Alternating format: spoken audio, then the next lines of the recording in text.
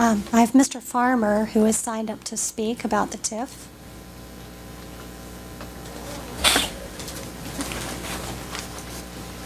Good evening, everyone. My name is Mike Farmer. I'm representing the City of Springfield this evening, actually, the administration. Thank you very much for allowing me to speak this morning, or this evening, excuse me.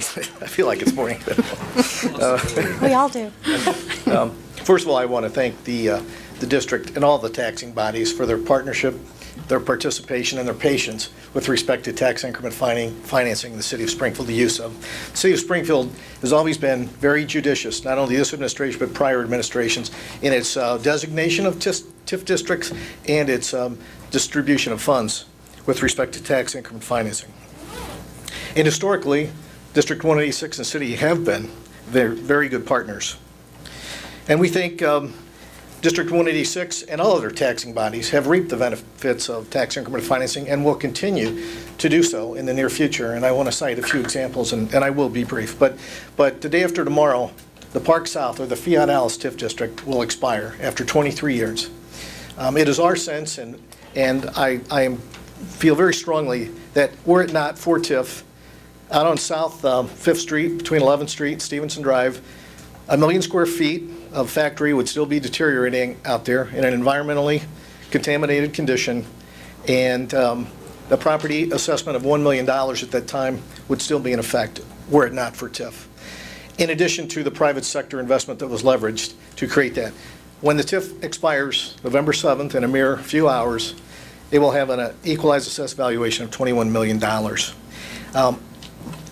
There will, in addition to the EAV that will be realized to the City of Springfield for time eternal, when the TIF closes 1 year from now, even though the TIF expires, we still have the 2012 taxes payable in 2013, a surplus will be realized that will be distributed to all the taxing bodies.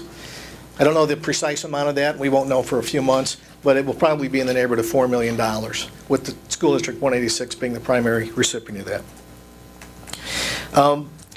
The Central Area TIF has also provided benefits for the City of Springfield and School District 186, and has been a TIF that already contributes, and the windfalls are already being realized by the taxing bodies and 186.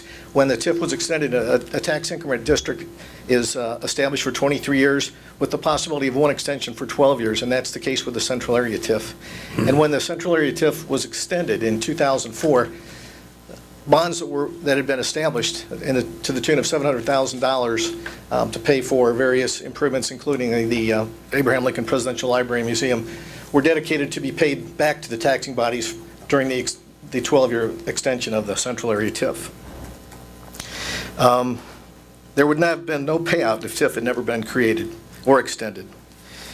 TIFs are designed by their statute, state statute, to remediate blight and preserve conservation areas.